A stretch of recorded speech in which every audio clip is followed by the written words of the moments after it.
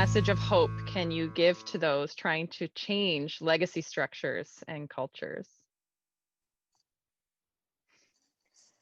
You know, I think the feeling that Gord and I have after all of these years of doing it and trying to it is it's really hard. It's really exhausting.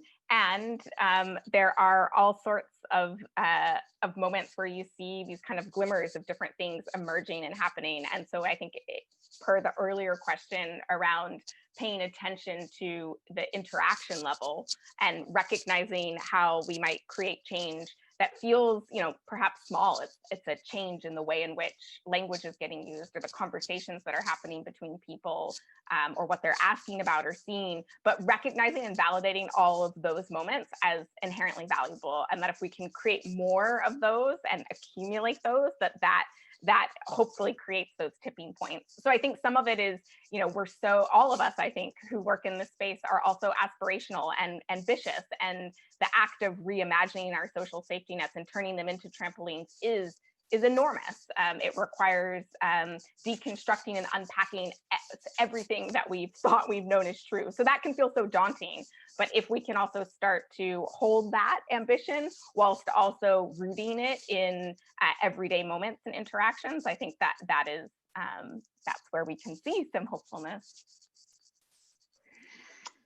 Yes, I completely echo that. And I sometimes think about it as like we're kind of there's a whole bunch of little things that we do, and sometimes we disregard moments as actually critical precipitants or of change. And it might feel like you don't get a grand impact or a grand outcome, but it feels like just the aggregation of all this energy that is going into something more beautiful, better, more meaningful. That energy doesn't kind of get lost. And today, we're facing COVID-19 and racial inequities, which I think are two forces that are creating instabilities in systems. And we know that systems, well, as we said in the book, they all have expiry dates. And so I think there's also a lot of Canadians who want to rethink and reimagine what it means to be Canadian and what sort of social contract we want. So I think there's a confluence of a number of things that can give us hope. And I also think hope should be our natural state anyways, because one of my favorite philosophers talks about how hope is refusing to be seduced by despair, because that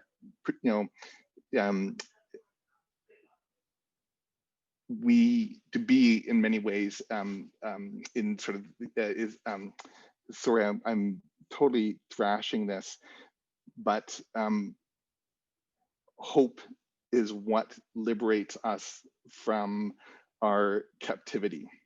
And when we can't achieve sort of the fullness of our own being, it's hope that kind of